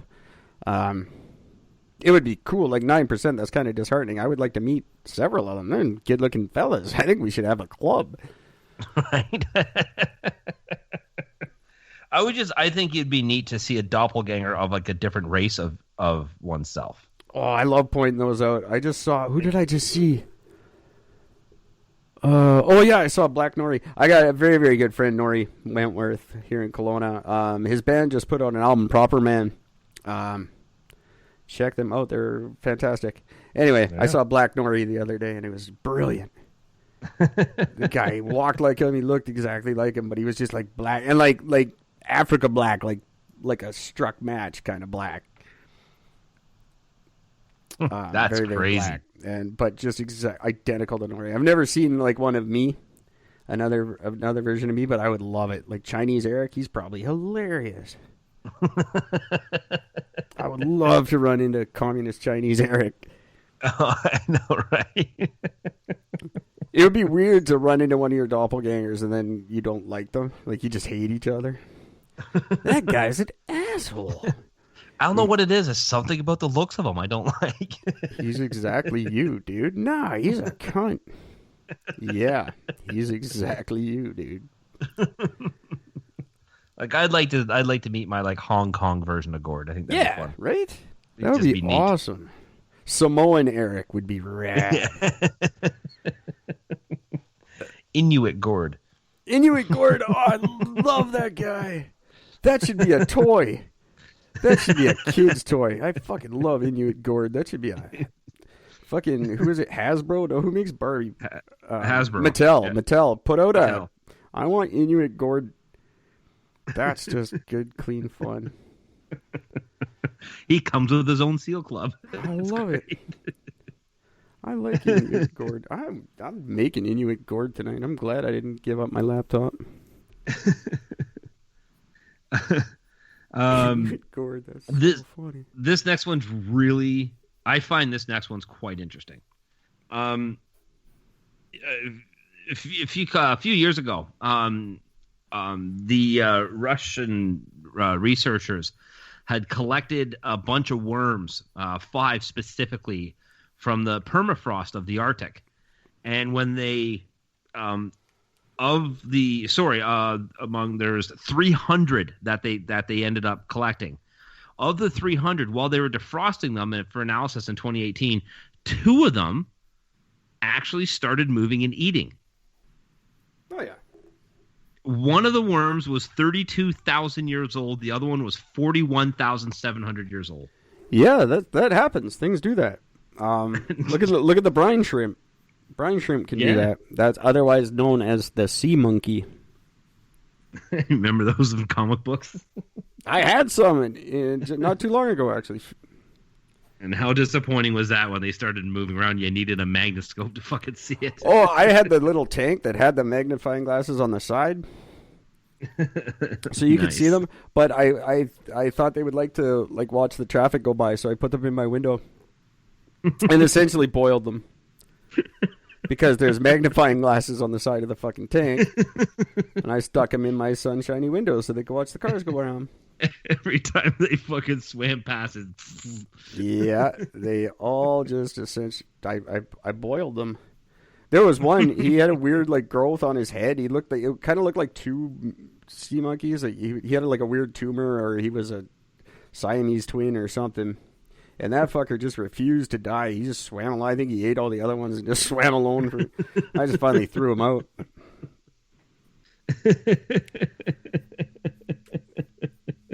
That's not as recent as I make it sound. That was about 1998. I think I did that. I felt really bad when I found out that I killed them all. See, I didn't. I remember. But that's it. You guys, just real quick before, if you guys don't know what we're talking about, the brine shrimp. It's actually an Australian shrimp that if its water source dries up, it just sort of hibernates until it gets wet again. And then it reanimates. Just like these worms Gord's describing, where they probably a similar situation where they just freeze and then they just swim. They're back. Yay! It's a very cool defense mechanism. We don't have it because once we freeze, ice shatters our cells and we die. That's why cryogenics don't work. Yeah. It breaks down the cells. Very neat thing that certain fish have, and apparently worms. I didn't know worms, but makes sense because they're as gross as fish.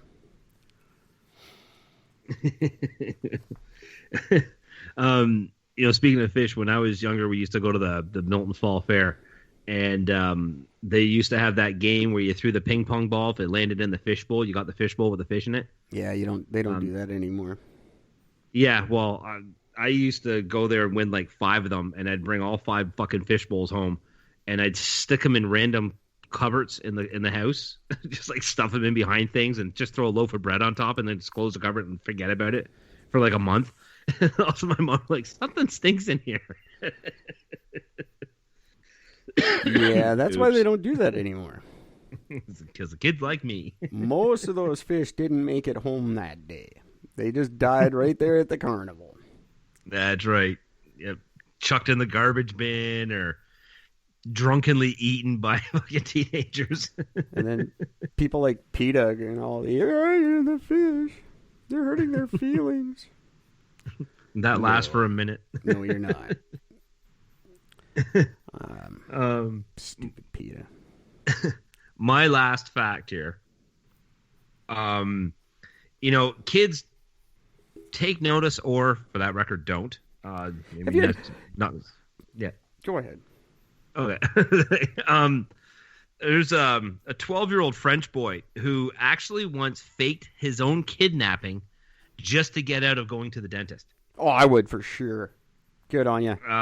Totally. Yep, he was found in a village 100 miles from his home. He lied to police and said he had been kidnapped, even going so far as describe the kidnapper's distinctive cheek scar. Nicely done. Attaboy. Details. I like it. After the police searched for a month and re-questioned the boy, he confessed to faking it to get out of the dentist appointment. That's awesome. Well done, kid. Well done. That would have been better if he came back and his cover story was he had gotten a job at a toy company in New York.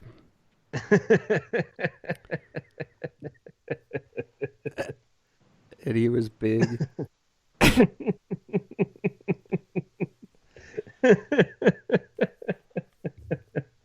It's just funny. Just keep it going. Like at that point, when you get bought, that's when you start piling the lies on. And when you know that your bluff has been called and they know you're bullshitting, that's when you just like I don't confess. That's when my stories just get worse and more elaborate. I'm like, fuck. If I'm going down, I'm going down in a blaze of glory. It's gonna be spectacular. You can hear Bon Jovi playing in the background as I lie and lie and lie. I do the same thing. There's no getting around it. I definitely would. In a blaze of glory. You. He did. I'll make He it did famous. terrible things to me. Oh yeah. Oh, all kinds of. Just fucking turn into Kevin Spacey and The Usual Suspects. I'm just picking shit off the walls and making up stories about him. I'll keep you going all day. Till you just give up, till you don't even remember what you're mad at me for. You just I don't know what you're fucking talking about. Just get the fuck out. I'll just confuse the shit out of you until you don't remember why I'm in trouble. And you just, okay, whatever. Just shut up. Please just stop talking. For the love of God. But good kid. I like you, kid, very much. That's my new favorite kid. You get a pen if you email us. GwynethPaltrowsVagina@gmail.com. I'll give you a pen. You can. And I'm even going to throw in a fucking toothbrush for you, you little bugger. There you go. Because he kept going to the dentist. That's awesome. That's right. I like that. We should have Eric and Gord toothbrush. I'll write that down. Toothbrushes next. I might brush my teeth if we have them. I just was given a free pen with our name on it. The pen company that we got our pens from sent me a free sample of one that they would like us to invest in. I think I might. I quite like it. It's got 4 colors, which I always thought those were stupid, but this one's quite nice.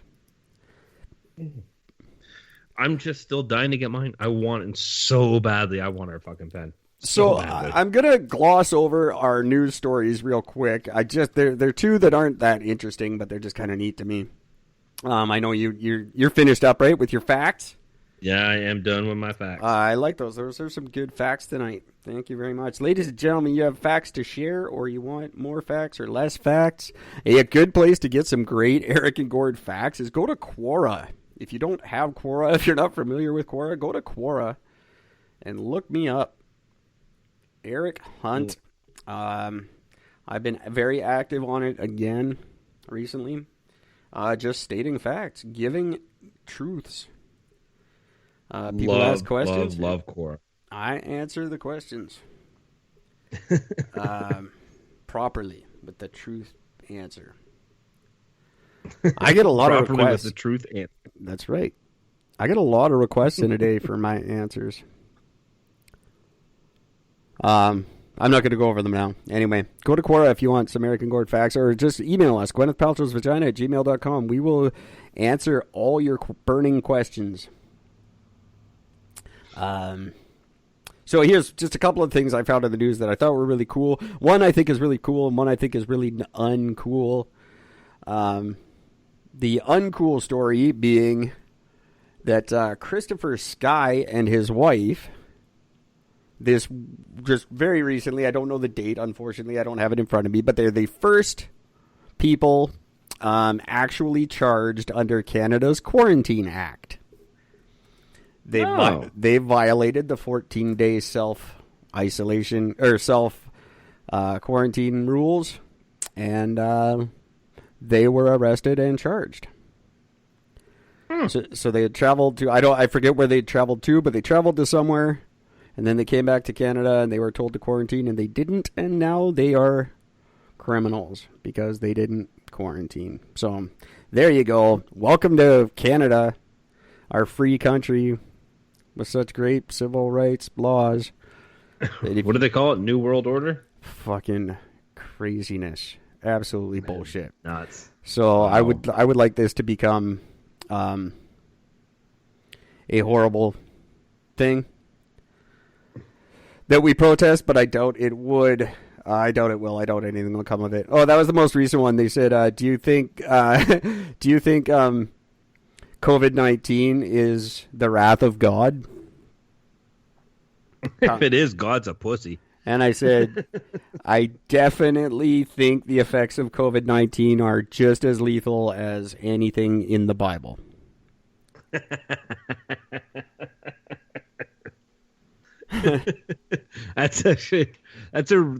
answer is literally could be written in the Bible because it's so aloof. Yes. It depends on which way you sway is where that is. See, Eric thinks that it's deadly because, the Bible is deadly. It is equally as deadly as... I am as scared of COVID-19 as I am of anything in the Bible.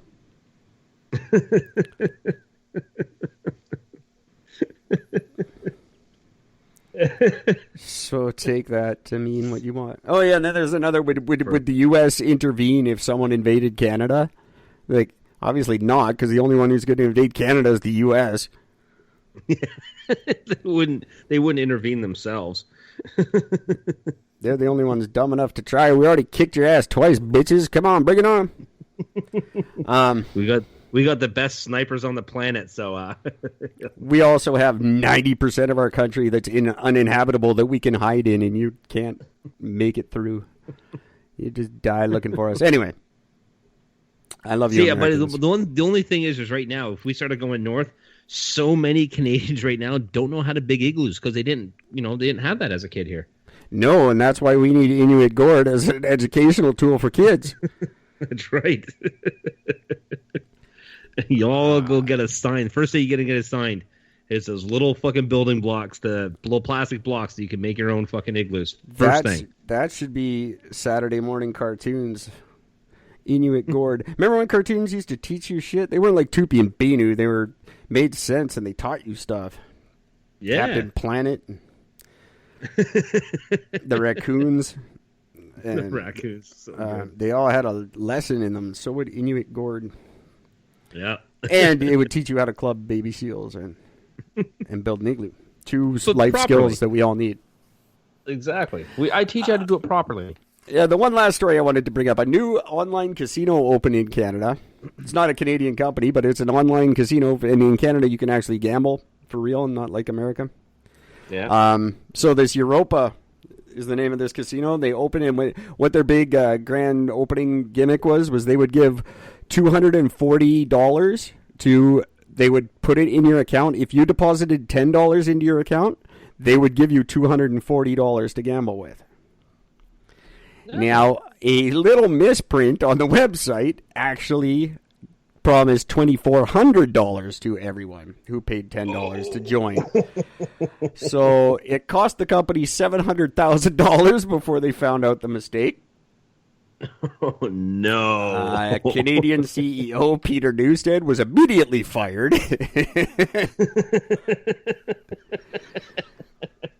And this is why math is important, people. Canadian gambling laws are so tight and so not casino friendly that there is absolutely nothing they can do to recoup the $700,000 that's been lost. So that's fantastic. Just an expensive mistake for people in the casino business. Don't come to Canada and fuck around. It's a very, very big oops. That's as bad as that fucking one company that accidentally were supposed to release 58,000 shares for no, they're supposed to release one share for $58,000, but instead they released 58,000 shares for $1 a piece. That's awesome. Company lost like 40-something million dollars. Amazing. So I just love stories like that. They just make me happy. $700,000 lost, and the people get to anyone who has that money in their account, they're just allowed to gamble away with it. There's nothing the casino can do. So everyone got like $2,000 more than they were supposed to. And one lady already won a $75,000 jackpot off of it, just to add insult to injury.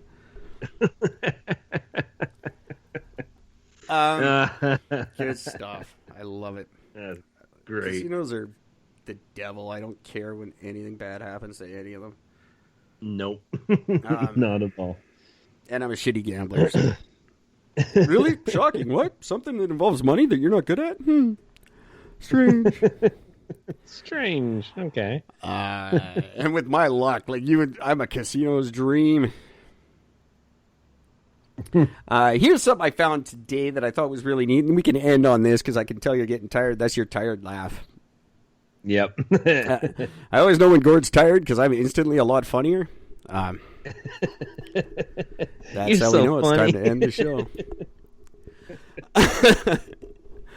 But I thought this would be interesting. This would be fun for both of us. The 20 greatest GNR songs ranked by Kerrang! Magazine.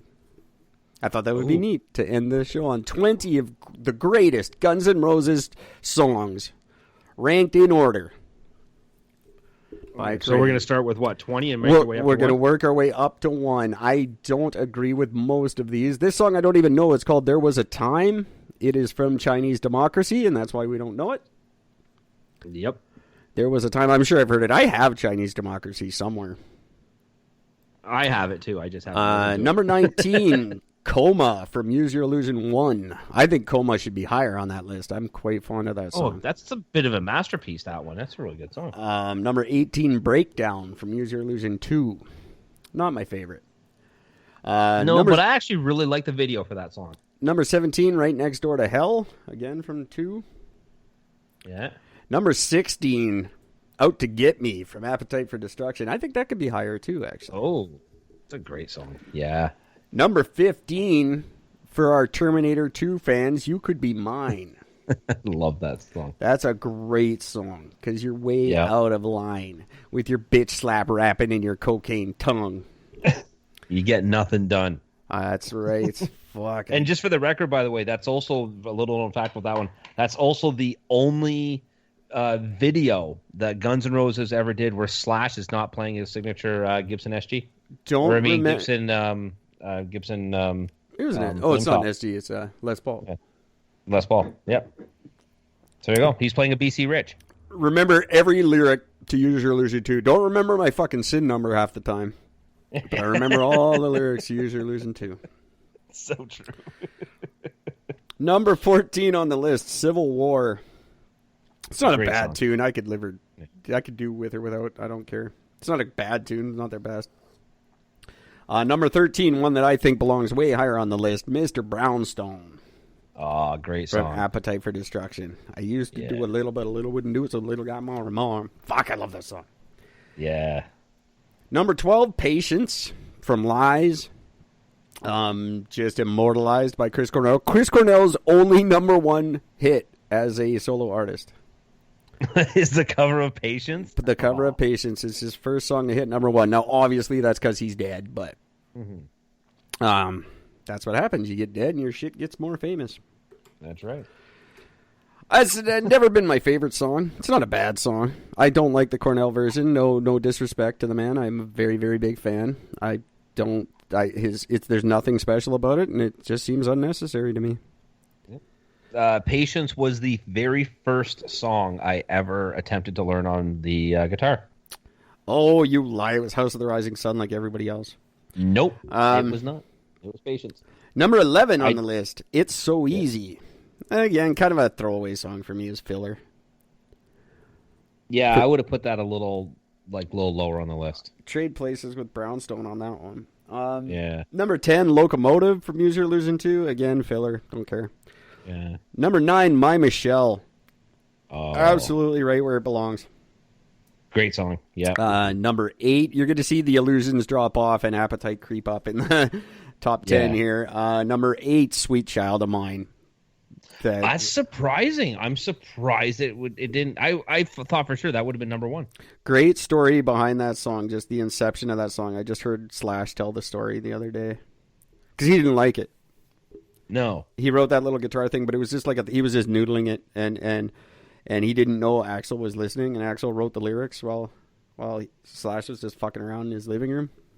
But Axl actually hated that guitar riff. He knew it was going to be good, but he hated it. And he would always tell Slash to not play it. Play the rest of the song. Quit playing that fucking riff. It's a great song.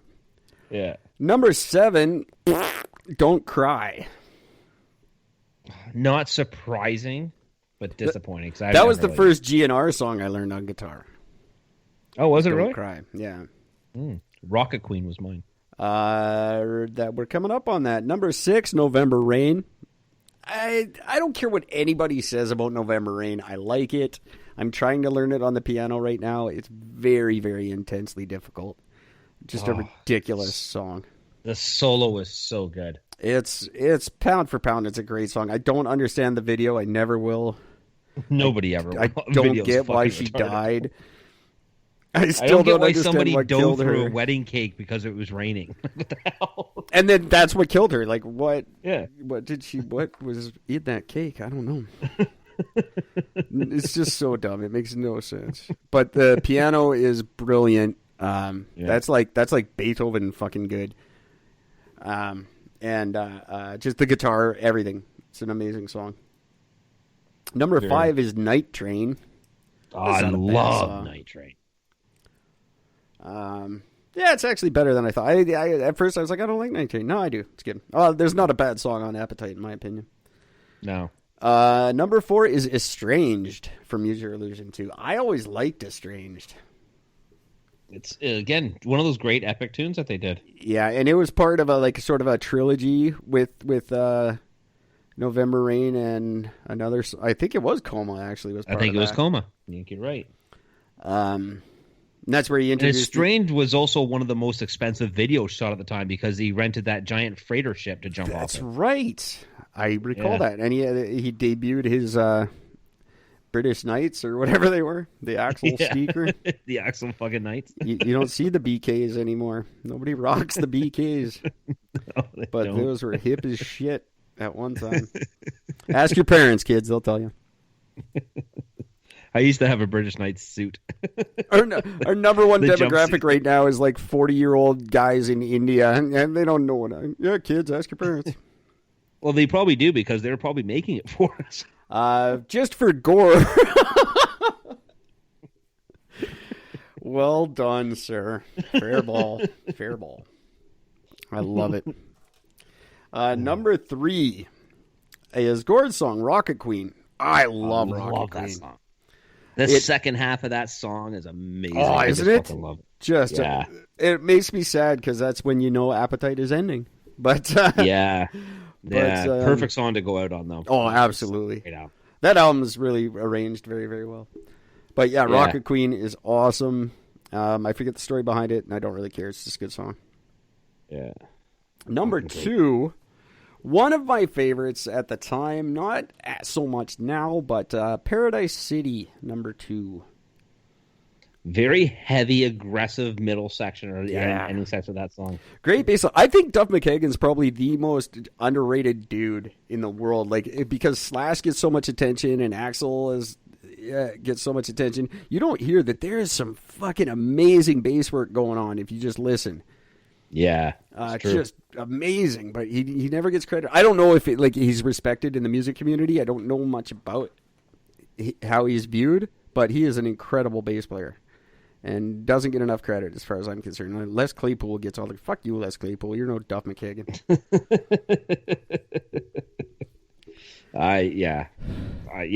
Duff is great. I mean, guy comes from like a lot of punk band backgrounds, but usually with that, you end up having a bit of a shitty bass player. You're either like phenomenally good or really shitty, and he is really fucking good. Phenomenally good. I didn't realize that until I became a bass player. I didn't listen to bass players until I became a bass player, and then I was like, oh, okay, they're good shit. Maybe I can do this.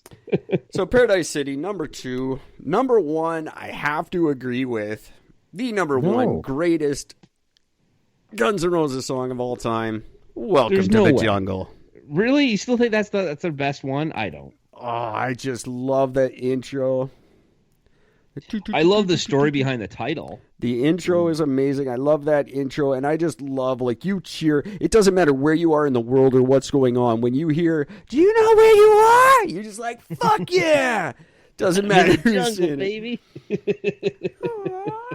That song catapulted that album to fame. The album was doing pretty badly until they released that video, and it came out at like 5 a.m. on MTV. And that song title came from Axl Rose's first trip to California. As soon as he stepped off the bus in California down in LA, as soon as he stepped off the bus, just like the video, there was this fucking dude standing there. He just yells, "Do you know where you are? You're in the jungle, baby. You're gonna die." He's just like, what the fuck was that? I'm gonna remember that. And he did, and it's still, I fucking love it. Even now, Fat Axl and Fat Slash. We all make fun of Axl. Slash isn't looking much better these days. He's big Fat Slash now.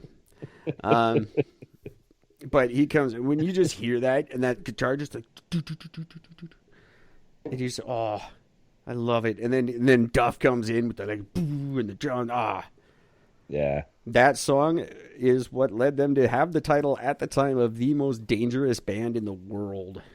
It was true. Just because that gets you fucking pumped. I love it. Ready to set a building on fire. I want to. It's a fucker fight song for me. I don't know when it comes on. I either want to fuck or get in a fight. Like, it doesn't matter which. They both be equally as pleasing every time I hear that song. Just as equally violent. Oh yeah. Yeah, that's that choke a bitch to song, you know. You do not want to be involved in either if that song's playing.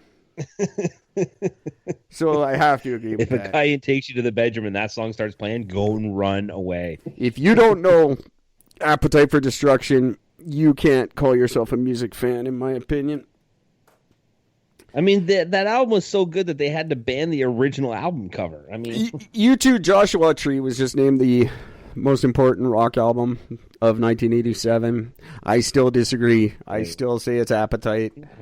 Now, I'd give Joshua Tree its due credit. I do. I'm not a fan of U2, but Joshua Tree deserves its second best position. Some amazing songs on there. There's no denying it. But I think, pound for pound, I would say, before I move on here, Appetite for Destruction is the most important rock album of all time, in my opinion. It killed hair metal. It led to grunge. Everything good that happened in music in the 20th century happened because of Appetite for Destruction. I would say that's what I say. That's what I'm saying. And I'm sticking to it. I have to agree. And I do want to end the show by saying, when I say that, I don't mean any disrespect to Mr. Van Halen. It's a tragic day for guitar lovers. Well, not a day, I guess weekend, I should say. Yeah, very, very sad. It does suck. I'm not a fan. I only liked Van Halen with Gary Sharon. You liar. It's the only time I like Did they them. ever actually release an album with him? I have no idea. I just don't know. Like, I just thought they maybe just toured with them. I'm not the one to ask. But no, of course not. That's terrible. There was just a big fight on the Facebook yesterday about who was better, Sammy Hagar or DLR. And I just jumped in like, I can't believe no one's mentioning Gary Sharon right now. For shame. I said for shame. You can he did. Gary Sharon did Van Halen 3. Oh, yeah, that one. You could get it at any pawn shop anywhere the day after it came out. Get them there. But very, very sad for Eddie Van Halen. His guitars are going to be worth more than most countries in the world now.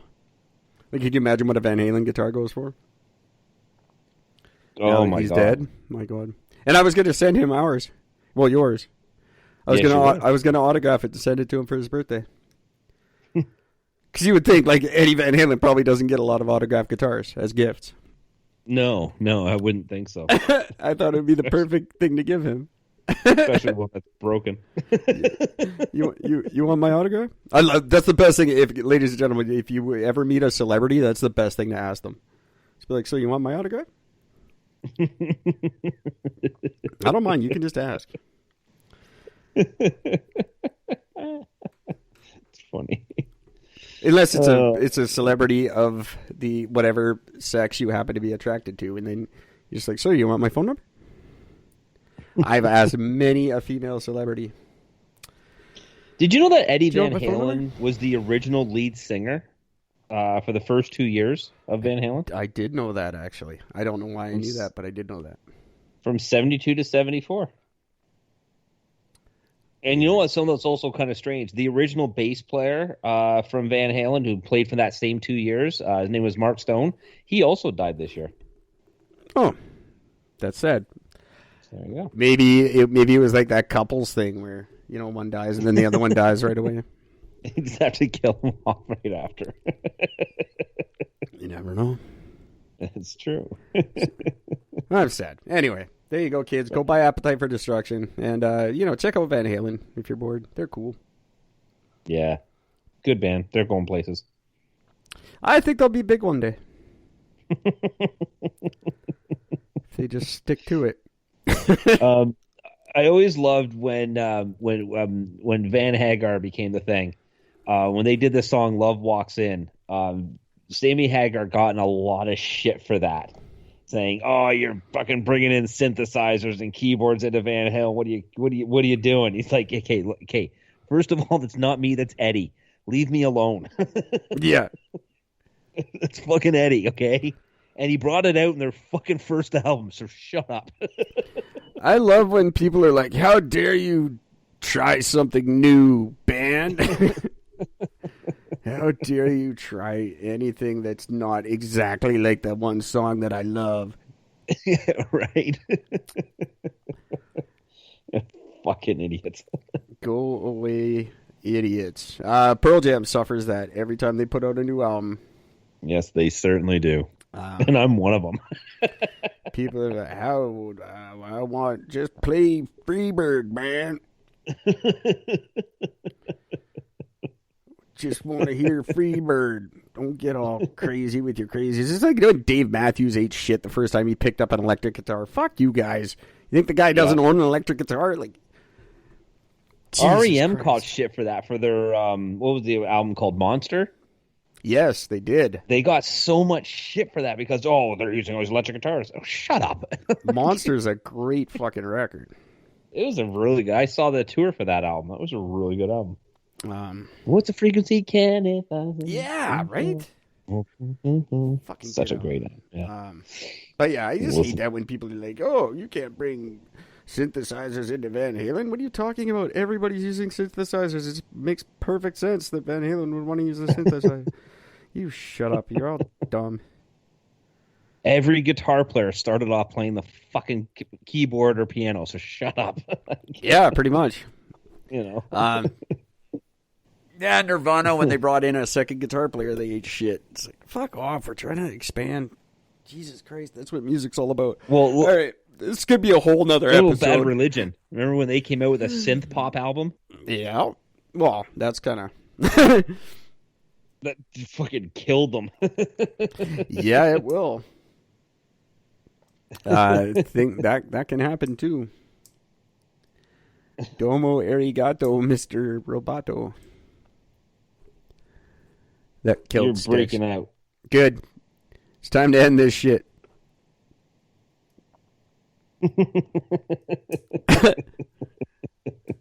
And just for those that don't know, by the way, the Bad Religion album, it's called Into the Unknown, and it was their second album. Yes, it is, right. It is terrible. I only know that because you said it and it rings a bell. I would have never come up with that on my own. Are we doing this tomorrow, Mr. Gord? Yes, we are. Very cool. Gord's going to have some time to make up for. Gord's going to have some facts. I'm going to have some probably news. I want to update on the election thing tomorrow, so we'll do that. And something else. Until then, this has been a lot of fun. Thanks, Gord. Until tomorrow, kids, take care of each other. If you know how to read, and you think bleach would be tasty, please drink it. Indeed. Use a funnel so it gets down faster. Understood. Just. Other than that, be happy. Yeah, do that.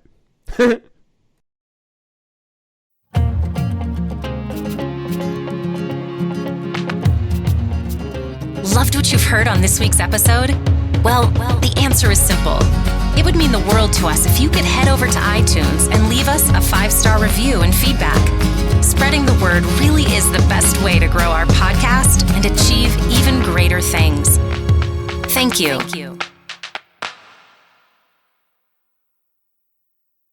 Please be advised that this podcast is meant for educational and informational purposes only and is in no way a replacement for legal or medical advice. The opinions contained within are solely those of the interviewers and interviewees and should be received as so. Those seeking help or advice are encouraged to obtain professional legal and medical services.